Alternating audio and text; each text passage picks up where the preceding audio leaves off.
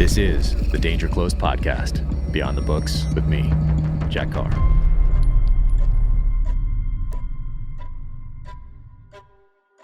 Welcome to the Danger Close podcast, an Ironclad original presented by SIG Sauer.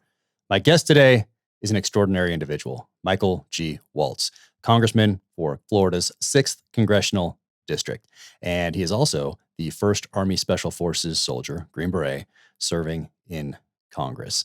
And he is unique in that he served on the front lines of the war on terror, specifically in Afghanistan, and then was a policy advisor to the president, the vice president, and secretary of defense back in Washington. So he has a unique lens through which to view the last 20 years, and had an amazing time talking to him. We've got to know each other over the past couple months and have a few initiatives that we're working on together that I hope to be able to share at some point in the future. But check out his book right here, Warrior Diplomat. All the proceeds go to the Green Beret Foundation.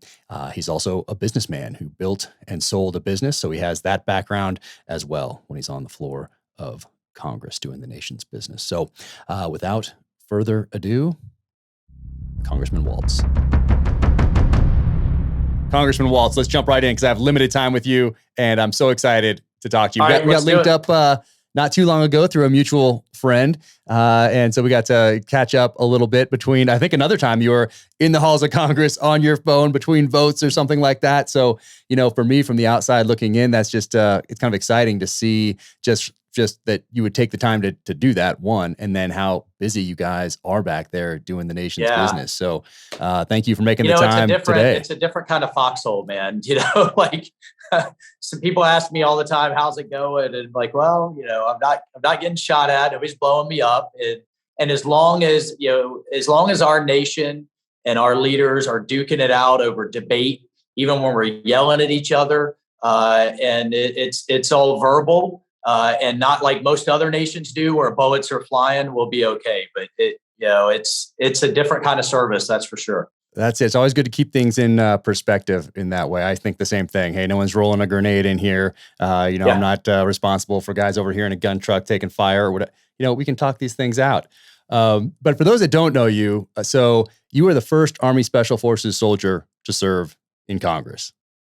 Yeah, well, That's I awesome. still find it hard to believe. It makes me wonder, what were all my forefathers up to? But I know, but we've checked a couple of different ways, and I'm the first Green Beret to serve in Congress. By our count, there's been 4 SEALs. Okay. So of course I just, tell them it takes 4 of them to equal one of us, and we call it a day, right? I understand. And so for you, so you represent Florida's 6th Congressional District. Right. You VMI graduate, went to Ranger School, then went to SF selection. And but I want to ask you, so you're the son and grandson of Navy chiefs. So how did we lose you to the Army? What happened there? Yeah, I know. I defected, man. I went off the rails, but grew up in the Jacksonville, Florida area, big Navy town, 3 Navy bases there. That's how my family ended up there. Never really knew my dad. He went off on sea duty and never came back, at least to my mom, and grew up with a single mom who just broke glass barrier after glass barrier. She's my rock. Ended up taking her 15 years of night school and weekend. We graduated the same year of college. I went off to VMI and got the crap beat out of me, head shaved every Monday, and went on. I'm still going in the National Guard, actually. Yeah, Colonel. So we've also confirmed I'm the only member of Congress still on jump status, still jumping out of perfectly good airplanes, and was able to do one of the most amazing jumps that I know you're going to be jealous of, in jumping over St. Mary Glees for the 75th anniversary of D-Day out of the original World War II C-47 that led the 101st Airborne, man. It was awesome. That is incredible. I always wanted to do that. So some of our guys that were assigned to what was then Unit 2 in Stuttgart, Germany, in charge of things in Europe and North Africa at the time anyway, they got to go and do some of those jumps on different anniversaries. And I was always jealous of those guys getting to do that because, I mean, what an amazing experience. Jack, we did it with a 92. That's what I was just going to say. Yep, that is the best part. Right? That of course he was strapped on to one of my fellow retired Green Berets. Man, he was hooting and hollering all the way down to the ground. And, I asked him on the ground, well, how was it? And he said, a hell of a lot better than last time, 75 years ago. Germans weren't shooting at me. And the other thing, if your listeners have never been, you got to add Normandy to your list. Yep. The French people there, very different than the ones in Paris. And they love America, huge hand-painted banners and signs, American flags everywhere. Welcome to our liberators. Thank you for our freedom. We love you for America. You would have thought D-Day had happened like last week, not 75 years ago. Just really, really special. And I did it with a Democrat, former Army Ranger. So it was bipartisan. Just what a way to celebrate our nation's forefathers and the beauty of America, that we are willing to go die and sacrifice our blood and treasure for other people's freedom, for the idea of liberty. And I tell the French all the time, that thing you did for us in 1776, it was payback in 1945, right? And there you go. What a cool way to celebrate. No, it's amazing. I went there before I enlisted, and then I went there once when I was in the military as well. So I've been there twice. I want to take my kids. The Best Defense Foundation, actually, got Donnie Edwards, former NFL player, takes these veterans from World War II back to these battlefields. So for most of them, they're seeing it for the last time. And I'm going to hopefully help him out as COVID restrictions wane maybe a little bit. And we can get those guys over there. Going to go to Pearl Harbor, same thing. Take those veterans out there, and hopefully I'm just take somebody in their wheelchair or their walker, help them out a little bit.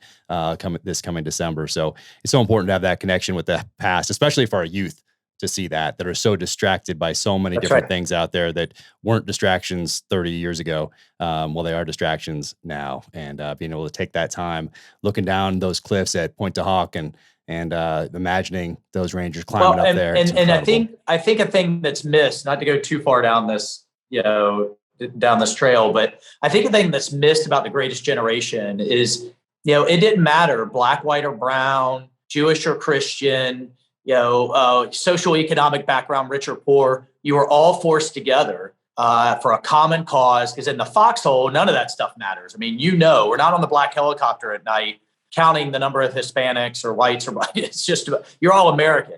And the enemy's bullets could care less. They only care about what flag you have on your shoulder. And that ethos, I think, really carried forward with that generation. It's one of the reasons I'm pushing for us to get back to national service. And it doesn't have to be in uniform. It could be at national parks or inner city tutoring. But how do we get young people out with people who don't look like them, right? Out serving a higher cause and with fellow Americans. And it really came home to me when a World War II veteran that I became close to in Florida said, the first black person he ever really had a relationship with coming from the segregated South was his bunkmate in the Navy. Right. And they were like literally sleeping on top of each other. And then they became lifelong friends. And we're missing that forcing function that I think the greatest generation had. But I think we can get back to it. It's one of the reasons I ran for office. Yep. No, that national service piece is so important.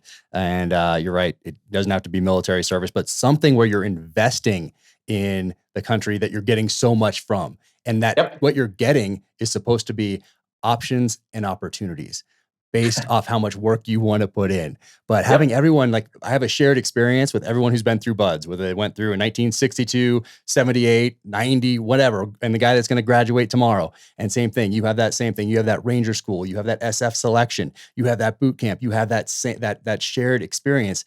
And as Americans, we don't have that really unless we went into the military or we went to the same university or we have some sort of a touch point, played on the same sports team, whatever it might be. But there's not that national service that we would all have a touch point and be investing in the future of the nation at the same time. So thank you for championing that, because oftentimes that's a hard thing to push forward, especially where you now work.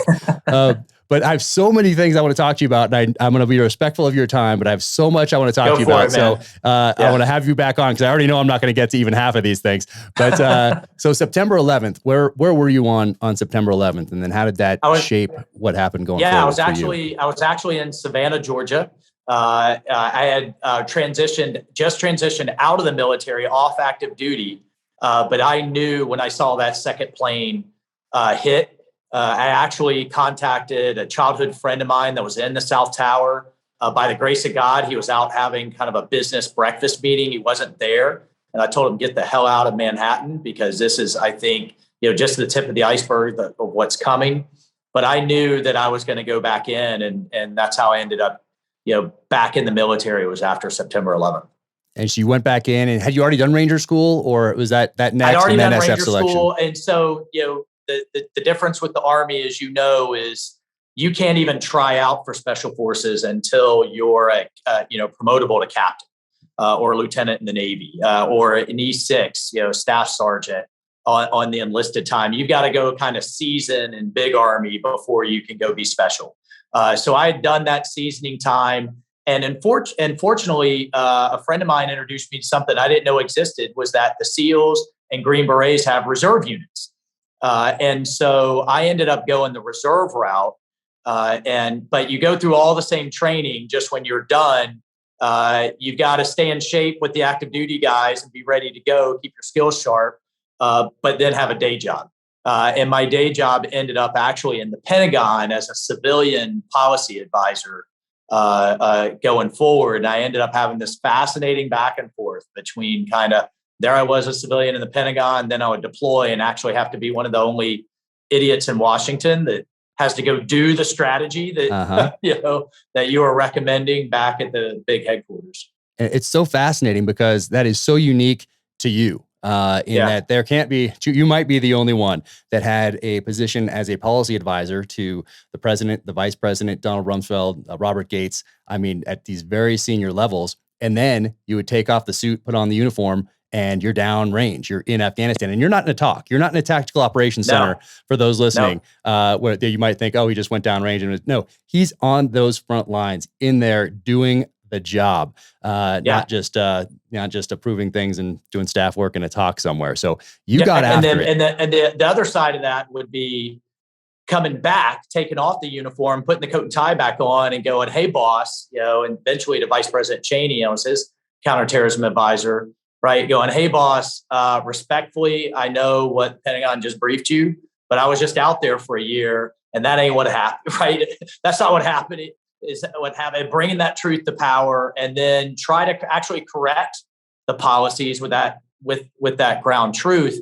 But to your point, in one of my tours, it was just me and two enlisted soldiers, a communications guy and a medic, embedded with 90 Arabs in their task force in Afghanistan, partnered with another couple of hundred Afghans. So it was three of us with several hundred of them. I was as close as I'm going to get to Lawrence of Arabia, which every Green Beret wants to be. If I never eat goat or chicken that you some flatbread came right out the village, I'm all right. I'm good. I hear you. And I mean, it's so fascinating. It's a movie. I mean, it sounds like it's a thriller novel. I mean, that's what it sounds like. Like, hey, no one would ever do this sort of thing. But it's so fascinating. I mean, I could take this whole thing and just change some names and call it my next book. But you wrote one right here. Yeah. And this is incredible. Warrior Diplomat. And I love that all the proceeds go to the Green Beret Foundation. And everybody needs to read this, but especially right now when we're making these decisions and we're moving guys back from Afghanistan. People are re-engaged with the question of what we did there and how we can take those lessons and apply them going forward. Hopefully, a little more wiser than we did in the past. But this is an incredible book. I love that the proceeds are going where they're going. Can you talk a little bit? And the forward is by Peter Bergen, who I've read all his stuff, of course, well before September 11th. I was reading his stuff and have continued to do. I'd love to talk to him at some point. But this is incredible. So can you tell us a little bit more about the Green Beret Foundation, where all these all the proceeds are going? It's gone to the Green Beret Foundation, also the Matt Pacino Foundation, which is, we all have lost our brothers and sisters downrange. Matt's one of the guys on one of the bracelets that I wear that I didn't bring back. And one thing just real quickly about the cover is the Afghan standing above me. If you look at that, is actually now an American citizen.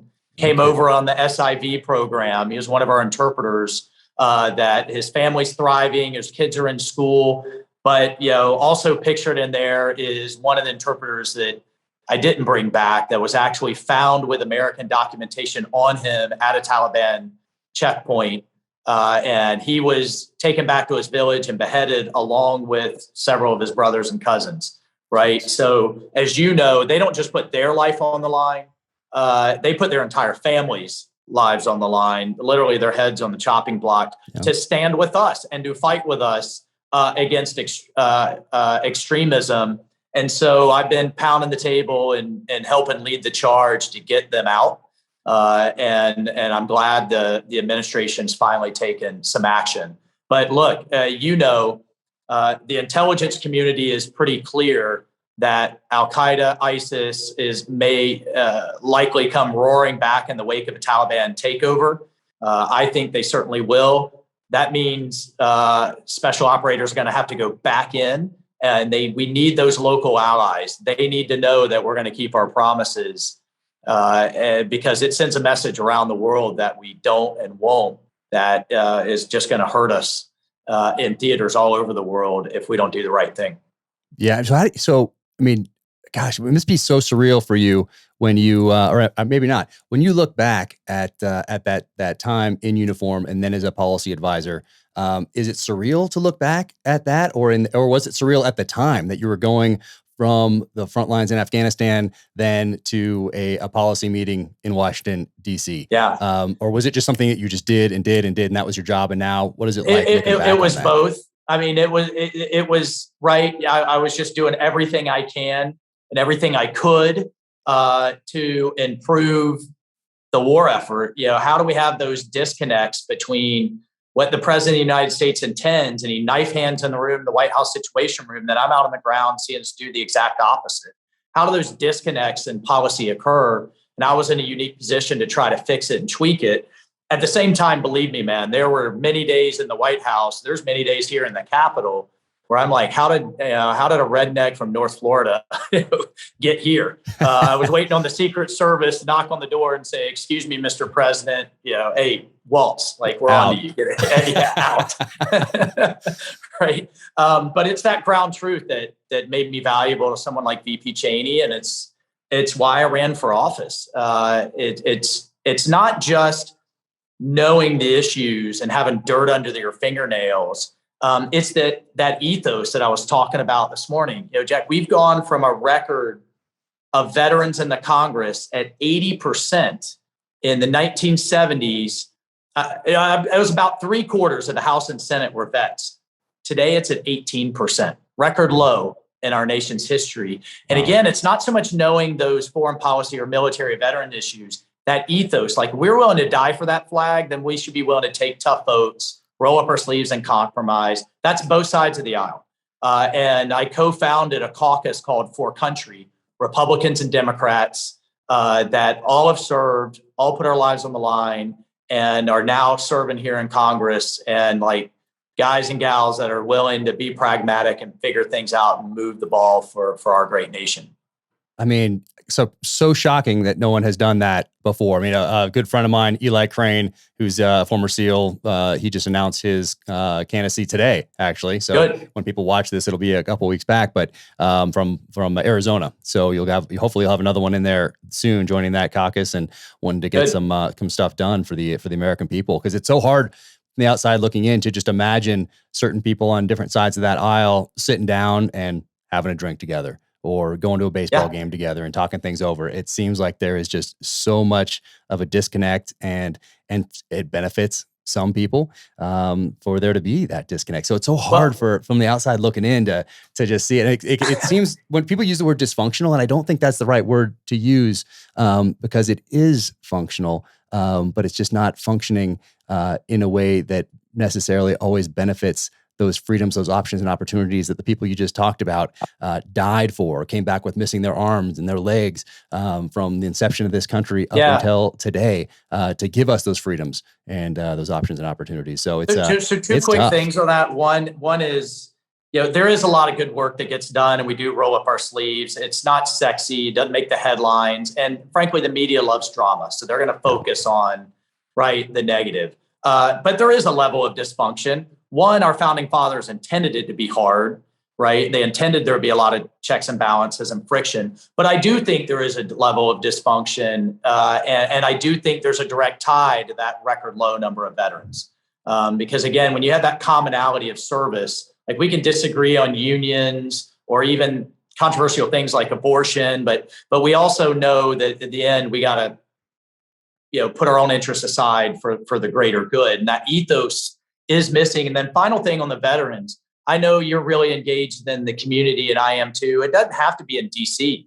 We need veterans on county commissions, city councils, right? State reps. I mean, they're at every level, because it's at the local level really where the rubber meets the road that affects your everyday lives. I mean, the national stuff gets the headlines, but there's a lot of local work, and we need that ethos, that drive, that mission focus at every level. And I tell veterans, like, telling war stories at the VFW because you went out downrange, like, ain't good enough, guys. Like, keep serving, find ways to keep giving back to this great nation.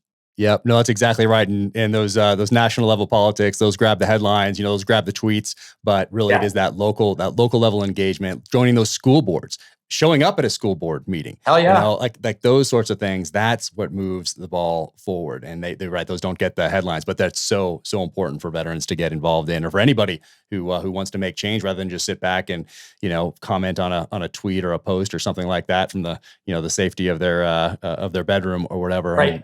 Get engaged. And there are ways to do that in this country. And I think if you do that national level service, that just leads to more engagement going forward, because it becomes a natural thing that it's our duty as citizens to give back to this great nation, not just for what us in our small circle, but for those future generations. Because everything we're talking about today and those decisions we make today, wonderful for tomorrow, but it's those generations that we owe putting in the requisite time, energy, and effort into these decisions for those people. So, man, it's just crazy. But gosh, there's so many things I want to ask you. What was the hardest thing, I guess, when you were doing that, when you were going down range, coming back, talking to the vice president, talking to Robert Gates, talking to Secretary of Defense Rumsfeld?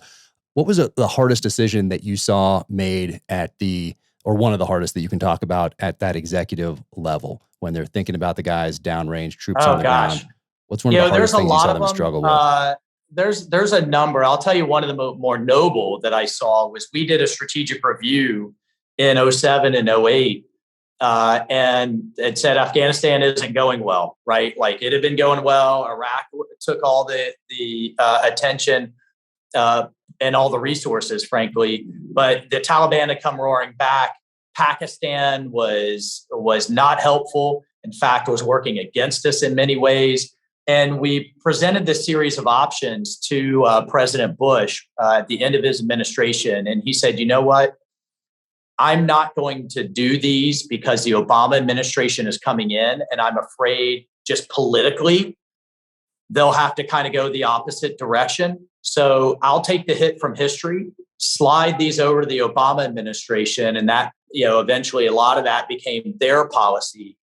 Because he just knew that was the right thing to do. So I thought that was pretty incredible. The hardest thing for me was getting the kind of national security community around the fact that Pakistan was a big part of the problem. No counterinsurgency, counterterrorism effort in history that I know of has been successful when the bad guys have sanctuary next door. Mm-hmm. And, there was just a lot of friction in the intelligence community. Was these just rogue agents in Pakistan that were helping the Taliban? Was a matter of state policy. We finally got folks to the point where they said, no, this is a matter of state policy. And in fact, I was just out there and the Pakistani military was shooting at us while letting the Taliban shoot at us as well. So again, it was bringing that ground truth back to the fight. And the fight's in Washington to get everybody on board to say, we got to put a stop to this. God, it seems like there's so much of this that could be not negated, but we could put a little more thought into a lot of these decisions based on the study of history, rather than just coming in and getting a quick brief or a one-pager or a talking point, but really delving into the study of history, to the study of these regions, so that we can make the best decisions possible for the country, for the men and women we're going to send down range, to the people whose countries we're going into, because there's there's a lot of work out there, and we have some more recent examples in history. We don't have to go back to Alexander the Great for Afghanistan. We can go to the British experience in the 1800s. We can go to the Soviet experience not that long ago, and now we have 20 years of data from us being engaged in that part of the world. So it just seems like a study of history is oftentimes what's missing to add context to some of the decisions that we make at the executive level in this country. Yeah, no, for sure. And just having, having people in decision-making positions that have some experience in that part of the world, right? Understand how, people there think, how they approach their own interests, and then what we can do going forward. I'm convinced that we need to have, and we'll eventually have to go back to have a small footprint there. We're fighting against an idea. Right. It's relatively easy to bomb a tank or hit a ship, really hard to bomb an idea. And this idea of Islamic extremism isn't going anywhere. We may be done with Afghanistan, but it's not done with us. And it took decades to defeat the idea of fascism, decades longer to defeat the idea of communism, at least to where it wasn't an existential threat. And I think it's still going to take some time, unfortunately, to defeat the idea of Islamic extremism. But the existential question, at least in my time on the Armed Services Committee, is how do we do China, Russia, Iran, North Korea, global counterterrorism overlaid with 30 trillion in debt, right? And counting. Yeah. So, we're in a tough spot as a nation. And, again, that's why we need more veterans, here in the foxhole with me, helping make these decisions. No, absolutely. And when we're talking about a expeditionary counterinsurgency type of a mission, in looking at it, it seems today that is made a lot more difficult with the influence of social media, where you didn't have that all these years ago. You didn't have a 24-hour news service first, then you didn't have a websites next, and then a Facebook, and then a real-time Twitter that you can use to manipulate, that you can use to influence behaviors, and not even from those company level. Of course, they're doing it for advertising dollars and all the rest of it, but you can do it as an entity, as an enemy. You can look at the battle space and see how it's different than it was in 1975, 1985, and you can say, oh, look at these are some of the things I've used. And you mentioned information operations in your book.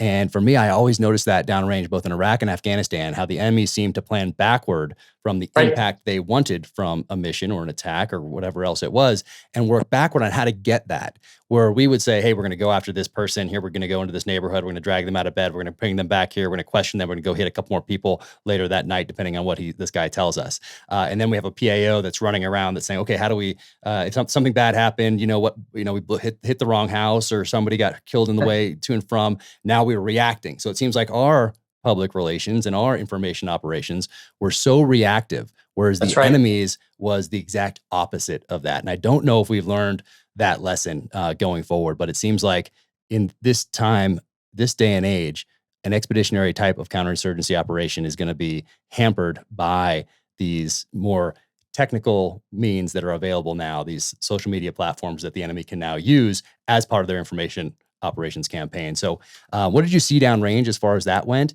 And what does that look like going forward?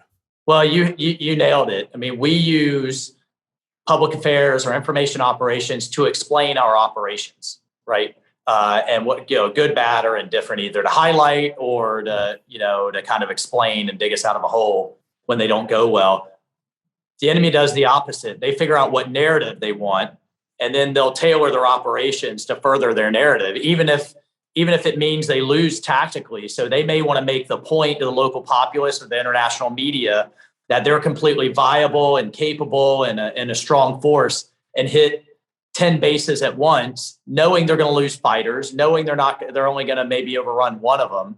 And it'll be a tactical loss, but a strategic narrative success. That the local military backed by the United States can't defend itself, can't defend the locals, and that the terrorists are still a viable fighting force. That's kind of an example of what they would do, and they would do it all the time. Or, the classic, I've had this happen to me dozens of times, where they'll open fire on us from behind women and children, inflicting, knowing that women and children are going to get caught in that crosshair, And we're damned if we do, damned if we don't. If we don't fire back, we're taking casualties, and if we do, then they're highlighting in their propaganda outlets and across their social media that we're there killing their women and killing their children. So that's what they will do time and time again. And frankly, it's not just terrorist groups. The Russians do the same thing. Putin is playing with a pair of like fours. He's the best bluffer out there with a decrepit military, declining population, and a mafia-like economy. But he knows what strategic narrative he wants, whether it's Russia back in the Middle East or stunting Ukraine's move towards the West, and will then tailor his operations to fit that narrative. No, exactly right. I'm glad you brought that up, because it's not just Al-Qaeda, it's not just ISIS, it's not just Taliban, it's not just these insurgencies. It's when we're talking about China, we're talking about Russia, we're talking about North Korea, we're talking about Iran, and things that they do that we would never think of doing for, let's say, a strategic level target. Like, let's say it's a bioweapons facility, nuclear facility, something like that. Moving a school next door, putting a hospital right there, moving children into that target area. So as soon as, it's this very interesting dynamic. And when people are all interested in transparency in government, transparency in military operations, but as soon as, let's say, an enemy knows that we are aware of a certain location somewhere, well, guess what? Guess what's going in there? Children are going in there. Hospitals going in there. Hamas, like that. Hamas does it in Gaza all the time to the Israelis, and they go through extraordinary lengths to try to avoid those casualties. Yeah. But again, when you're launching rockets at Israeli cities from within schoolyards, when you're putting the caches in buildings that journalists are also reporting from, and on and on and on. For them, it's a win-win situation, and it's disgusting. It's despicable. We need to call it out, and that's why I get so frustrated. Frankly, the members of the left here in Washington that try to put us on a moral equivalence, or even the Israelis and these terrorist thugs on a moral equivalence, is just wrong. And I'm going to speak out about it and have.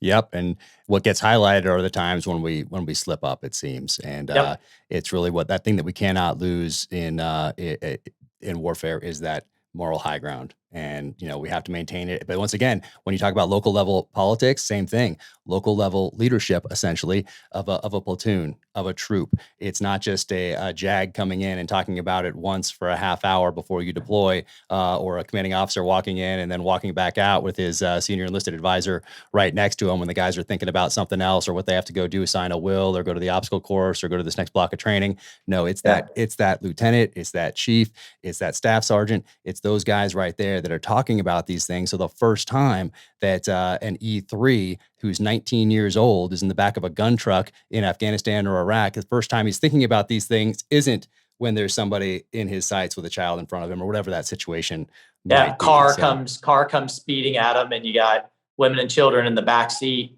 But the day before you were hit by a suicide bomber in the exact same kind of white Toyota, right?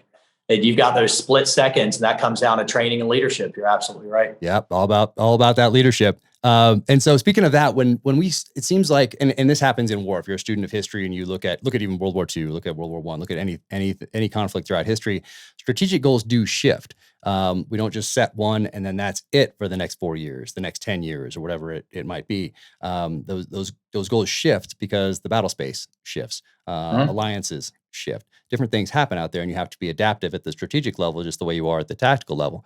So being involved with this for the last 20 years, and having experience before that as well, what were some of those biggest mistakes that we made strategically when we looked at Afghanistan, when we went in there after September 11th, and then we got to our mid 2002 when we're not even a year out after September 11th, and some of the predictions that senior level policymakers or some think tanks made that, hey, we're going to get bogged down in here forever, and all of a sudden, we're in Kabul. All of a sudden, we have Karzai. All of a sudden, things just were a little bit different. Yeah. Fifth Group went in there. We have some CIA guys going in there and made a significant impact on the battlefield by using some technical means out there with some air power, with locals. I mean, what an incredible year. And then what did we do? So what mistakes Sure. did we make after that first initial push into Afghanistan that Yeah. maybe looking back, we could have done differently? And not a book plug, but I write a lot about Mhm. the mistakes that we made. Yep. Very honest in here. I love that you're so Yeah. honest in here. It's not political in the fact that it's not Republican or Democrat. It's there are No way. politics in here. Look, I wrote it because, before I got in this yeah. crazy business of politics because I wanted to capture, 100 years from now, right? When people are looking back on this war and saying, what the heck, asking the same questions. I want them referring. It was a mentor of mine said, Mike, I don't care if nobody reads it. You need to capture your experiences because one day people are going to be referring to those, in the footnotes. But I think the shorter answer is really in three big buckets. Number one, which we already talked about, was Pakistan and a sanctuary. So we didn't necessarily completely defeat the Taliban. We just pushed them next door into Pakistan, where they were able to rest, refit. And a couple of years later, 05, 06, where I was there again, they came roaring back. And as we know, Osama bin Laden was still there, running the show and keeping Al-Qaeda warm to try to hit the West again, right? So we pushed them out of Afghanistan, but they still had that sanctuary in Pakistan, and we never, fully cracked that. And I can go into a long piece on all the things that we've tried to get Pakistan to really take effective action. Number two was, and this isn't necessarily an indictment on the Iraq war, but no nation can fight two wars as well as we fight one. We weren't done in Afghanistan when I saw all the resources leave in Afghanistan to go into Iraq, where we did get bogged down for years. And then number three, that led us to be heavily reliant on NATO. So yes, we've been in Afghanistan for 20 years, but for key portions, we were looking to the Europeans to take this on. And they did a lot of fighting and dying there, and I don't want to take away from them. But there was a big, big disconnect between what their soldiers were willing to do and what their capitals and their parliaments back in Paris and Berlin and Madrid were willing to let them do in terms of very restrictive rules of engagement, not the resources that they promised. So, really, Jack, in many ways, we were just kind of keeping it warm and checking the block and kind of keeping a lid on things, but never really going full throat to kind of win that conflict or by, with, and through to help the Afghan security forces do everything they needed to win it. That said, I really bristle when people call it a failure. We haven't had another 9/11 emanate from Afghanistan the last 20 years. And I remind people, look, we've had 30,000 plus soldiers in South Korea for 70 years. We've got 50,000 still in Japan. We've had special operators in Colombia for 40 plus years, in the Philippines. I mean, I can go around. We still have a battalion man sitting in the Sinai since the 60s counting ships. So to say that, we shouldn't have a small force there that one continues to go after and keep a lid on Al-Qaeda and ISIS and other leaders, and if they're running and worried about where they're going to sleep in the middle of the night, they're not plotting and planning to attack us. We got to stay on offense. And then another small component to keep training and mentoring the Afghan security forces. The Afghans are out there doing their fighting and dying. We're very much in a supporting role with logistics and air power, intelligence. And look, I think that is a kind of like an insurance premium that you pay month to month at a very small level to prevent that big catastrophic piece from coming and hitting the nation again. Yeah. No, and I saw that firsthand. I was in Afghanistan in 2003 with this huge task force, and we had the helicopters and the strike force, and we had the outstations and the whole thing, all these intelligence assets. It was incredible. And then it picked up and moved, and it went to Iraq. And it left me and one other guy behind, pulled me out of doing the kicking door part. And then I got to do I got to really see some of that staff coordination piece. So all those assets went away. It's always interesting to see it firsthand, not just to hear it, hear about being distracted. Well, yeah, no, I saw that stuff pick up and leave. And then when we're talking about some accountability, it seems like if we go back to World War II and we go to George Marshall, most people know him from the Marshall Plan. So the post World War II era rebuilding of Europe. Well, really, what he did before, during, or in the lead up to World War II and during World War II was hold military leaders accountable and replace them. That's right. From my perspective, I was enlisted and then an officer. So I was, at the tactical level, essentially my whole time looking up at that operational and strategic level, but rarely did I see someone replaced for failure to perform, competence. That's a great point. It was always a scandal or something like that where someone was replaced, but not for what George Marshall did pre-World War II, during World War II, to get the right people in the right places at the right time. And we can go through, we know these names in World War II, most of the ones near the end, when we got all the people in the right places to make things happen. We know those names. They're in our history. They're in our conscience. I don't know, I think it started to change. Korea maybe a little bit, then more in Vietnam. And specifically today, we do not hold our senior level military leaders accountable. And did you see that going back and forth between the two? Yeah, I worlds? I have a whole chapter on it as well. And look, I think it's the all volunteer, what I call now the careerist military, as we moved away from the draft. And if you think about it, in those previous wars, World War II, after Marshall kind of cleaned everybody out that had been hanging around through the 20s and 30s, you were pulled out of your life, whether you're a lawyer or an electrician, and sent to war, and you were given every incentive to take every risk necessary to win so that you could come back home. Now, a tour down range is a one-year blip on an otherwise very, very promising career. So the incentive has become, don't screw it up. Don't make a mistake. Don't have a base overrun. Don't lose a sensitive item. Right. And it becomes, the default reaction to risk is inaction, because you can't get in trouble for that. You just kind of get through the tour with as least, with as few mistakes as possible to get back to that otherwise very promising career and that next promotion.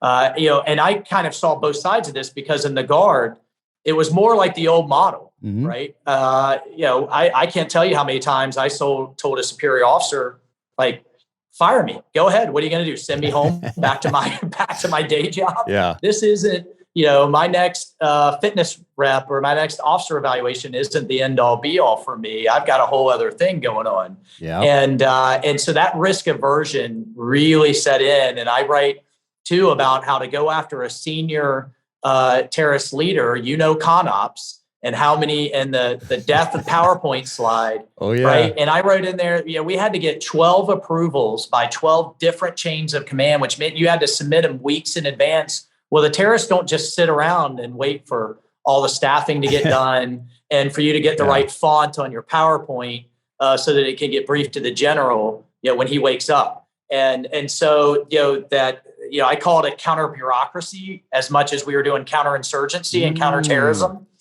And how badly we get in our own way and hamper, those door kickers that are trying to get out there and take the fight to the enemy. But it's that risk aversion from that career volunteer model versus that draft model that I think is really setting culturally across the services.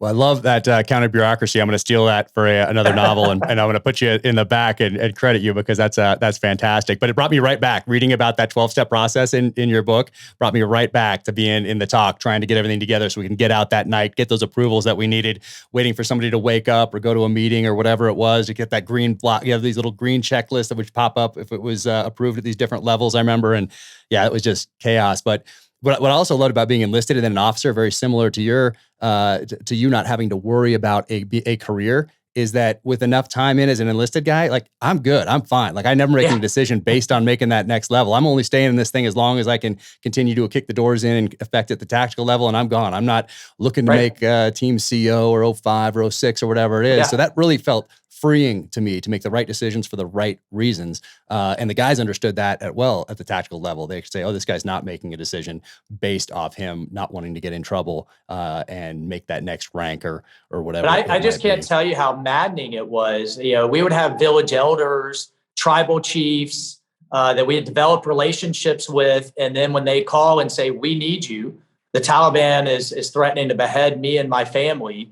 for siding, my tribe siding with you. And I've got to get a Mother May I, 15 Mother May I's all the way up to go help. And that loss of trust, that loss of face, and then you magnify that across years and years. You're asking me kind of where things went wrong. I'm talking the cultural aspects now within our military. The other piece is that we haven't fought a 20-year war.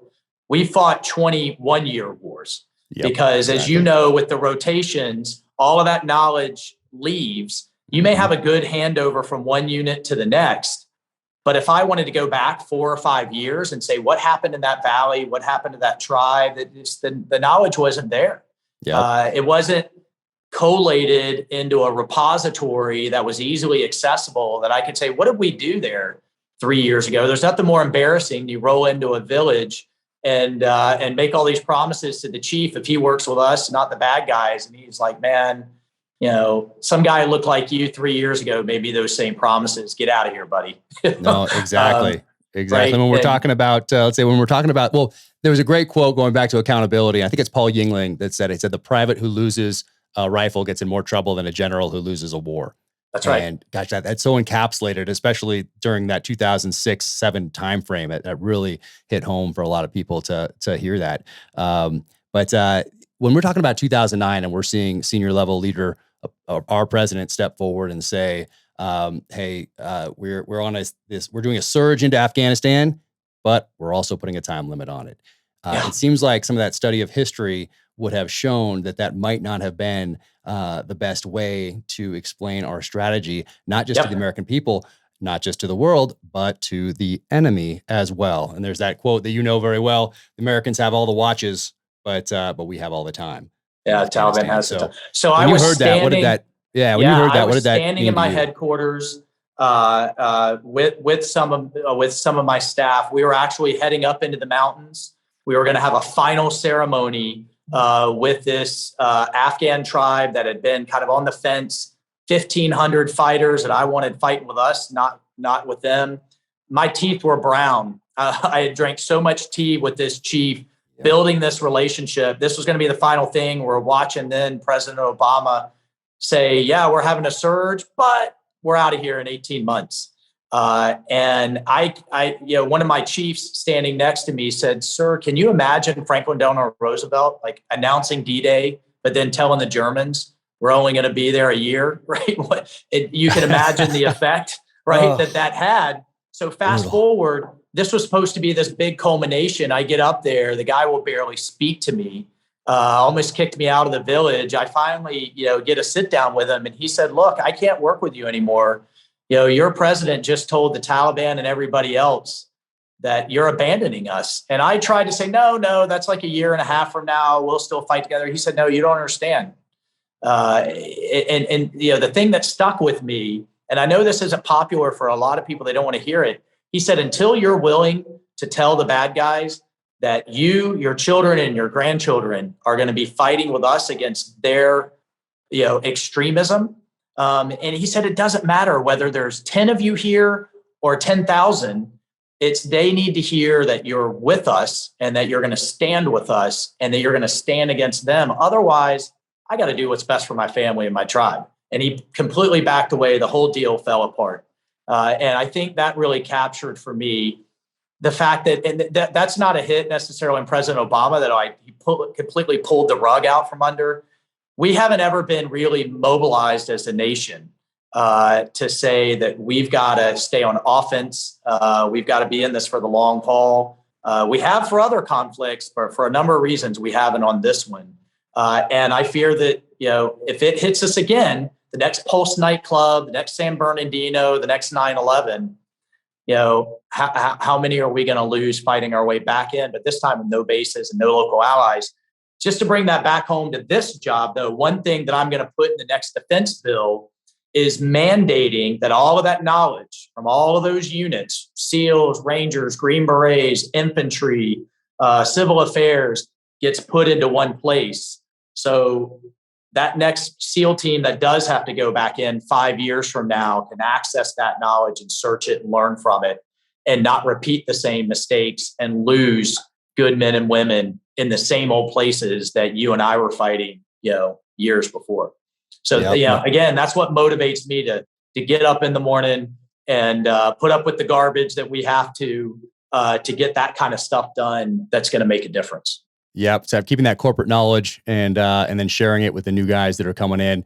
And I know you have to get out to vote. I know you have a vote coming up. So I've got my eye on the clock here. But I want to have you back on at some point when it makes sense for you, because I want to talk about the Constitution. I want to talk about the Bill of Rights. I want to talk about the next 10 years as it looks, as you look at this next 10 years when we're talking about First Amendment issues, and we're talking about big tech, and we're talking about these sorts of things that really impact these future generations domestically, and then that also foreign entities can use to influence our populace. For sure. Very interesting questions going forward. So I'd love to have you back on to talk about that. I had my Bill of Rights and my Constitution right here ready to go, but I know you got to go vote. You got to put this stuff into practice on the floor here. And then, even had this for you right here. So this is, I love it. I love it. I read this in high school, and this was about the warrior diplomats. And I remember, because my parents, I'd wanted to be a SEAL since I was a little kid. And so I was reading all these books, and, there was only so much SEAL stuff and only so much Army Special Forces stuff. But I remember reading about the warrior diplomat in here. So from, at age 13, 14, I was reading this book, and it really made an impact. And I know you got to get out and vote, but I want to thank you so much for stepping in this ring. I get asked about politics quite a bit, and it's the easiest answer I can give. It's negative. I can't. I'm not going out there. It's too scary. I'd rather go back to Afghanistan when we have to go back. Put me back in there. But thank you for stepping up and going to a place where, it cannot be comfortable for you, for your family, especially today, where there's no barriers to anyone who wants to tell you how much they hate you or how wrong you are. Zero barriers in place there with the rise of social media. So thank you for putting yourself through it for my family and for the country and for future generations. Absolutely. And thank you, man. Thank you for being a leader in the community and to never stop serving, right? I mean, we got to keep giving back one way or another, whether that's one child at a time, through our own kids, through our own families, through our communities, through our neighbors. And then, eventually I'm a big believer in bottoms up. I'll tell you the easiest and quickest answer that I know of is we got to get civics education back in our schools. When we have polling showing that 75% of Americans between 18 and 25 cannot name the three branches of government, that's a huge problem. So you kind of have all this activism and all this activity, but how do we channel it in a way that's in line with that Constitution? That, of course, was not perfect. Just like, the men who wrote it were imperfect, but we will always strive for a more perfect union. Happy to talk to you, man. I really, really enjoyed it. And I think you do incredible work, even for a Navy guy. Thank you so much. That means a lot coming from you. So, take care and keep fighting that good fight out there. And I'm here to support anything you need. Welcome to the gear highlight portion of the Danger Close podcast. So usually I talk about a rifle, a shotgun, a pistol, a blade, something like that, some cool piece of gear. But today I want to talk about reading. And my guest today was Congressman Michael Waltz, who represents Florida's 6th Congressional District. And what an amazing guy. But this is his book right here, Warrior Diplomat. And all proceeds go to support the Green Beret Foundation. And such an amazing guy and a unique story. Someone who was on the front lines in Afghanistan and on the front lines of our policy-making initiatives in Washington at the highest levels possible. So he has a unique lens from which to view these past 20 years in Iraq, Afghanistan, and other hotspots around the world. So can't recommend this book highly enough. Make sure you get this. And I'm just so fired up that there are guys like Michael Waltz that are going into this arena, that are going into politics. And as we talk about on the podcast, how important that is to get in at the local level to impact your local school board or wherever else that might be. So national politics, that gets all the Fox News and CNN and MSNBC commentary, but really it's at that local level where we can make a difference. So get this book. And we talk a lot about reading on this. I talked a lot about history on this podcast and how important it is to put in the requisite time, energy, and effort into the study of history so we can make wise decisions going forward, because those decisions don't just reflect what's going to happen to you in the next election cycle. They impact that son, that daughter, that mother, that father that are going downrange into harm's way, who might not be coming home. So we owe it to those people and to future generations to put in that time. So these are just some of the books on Afghanistan that I grabbed off the shelf over here quickly before I sat down to do this segment. So there's so many books out there on Afghanistan. I highlight a lot of them in my, I have a blog where I talk about books. I have a reading list that I choose 6 selections from each month. You can go to my website, officialjackcarr.com, and every month I choose 6 books, talk about where I was when I read them, how they impacted me, either as a combat leader or an author or a citizen. So go check that out. There's a lot of information out there. And with all the distractions today, I can't really stress how important it is, especially for kids, young adults, to put down those devices and to get into the pages of these books, so they have that foundation moving forward.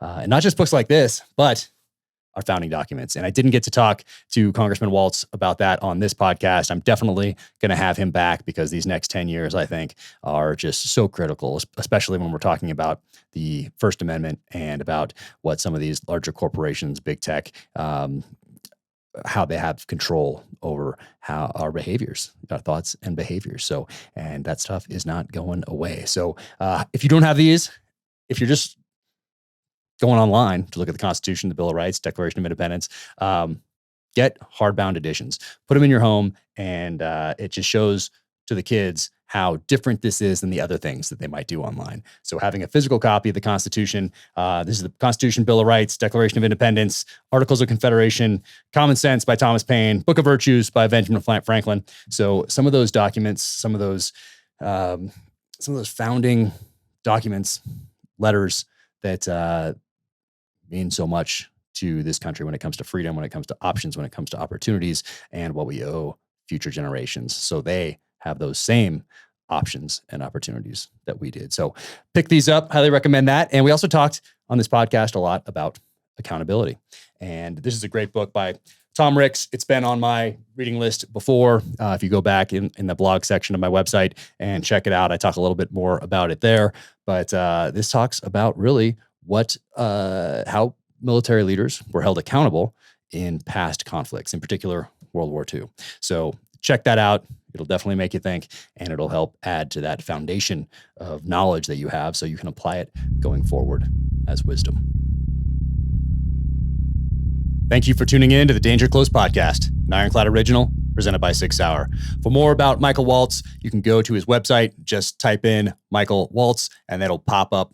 And you can follow him on Twitter, on Instagram, and a YouTube channel. Also, be sure and get his book, and not just get his book, but read his book, and maybe get a few other copies to pass along to younger people that you know who are going into college, going into the military, going into politics, going into policy type issues, programs. But get this book out there. It is extremely valuable. So take those lessons to heart as we move forward, not just in those positions, but as citizens who are voting for people who are going to be going forward and making votes that impact future generations.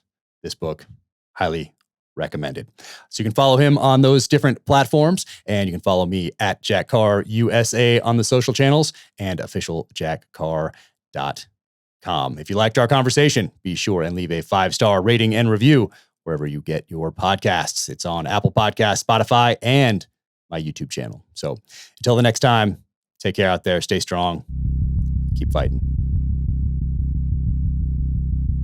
And a special thank you to Schnee's. I've been using Schnee's boots for over a decade now. As you can tell, for these ones right here, just some of my favorites. These are the granites. I think every hunter should have a pair of these in their quiver. But these guys right here, these are the ones that I wear when I'm going into the backcountry and hope to come out heavier than when I went in. So right here, granites, awesome boot. Absolutely love these. You can see these have been worn quite a bit. These are some of my other favorites right here. So these are the Hunter 2s.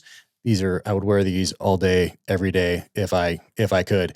But amazing boot. love everything they have going on over there at Schnee's. So be sure to check them out. I have some new boots now. I think I have 10 pair right now. My wife has a pair. And then I just got a couple new pairs. And right here, these are the Beartooths. I've wanted these for a while. So super excited about trying out the Beartooths. That'll happen this summer and fall. And then the Kestrels right here. So those are a couple new pairs that I have in the arsenal that I'm looking forward to checking out here soon. So if you haven't heard of Schnee's, check them out online, check out their story, check out their Instagram. The boots they make in an Italian boot factory. So those are handmade in Italy. The only place you can get them is through Schnee's directly to you. So you're getting more boot for your money. And every part of these things, you can just tell how much care and how much time, energy, and effort goes into these boots right here. And what's also great about Schnee's is that you can go visit them in Bozeman, or you can give them a call and tell them about where you're going to hunt, what you're doing, and they can make some recommendations for you right there on the phone. So Schnee's, thank you so much. And I'm going to read this part because you get 10% off. So I don't want to mess this part up. When you shop at Schnee's, and that is SCHNEES.com, make sure you use the promo code JACK21, JACK21. When you do, you'll save 10% off your pair of Schnee's boots and logo wear. These handmade hunting boots usually sell out fast, so grab your pair today. Take care of your feet. Don't compromise. Upgrade to Schnee's. Again, that's Schnee's, SCHNEES.com, and promo code JACK21.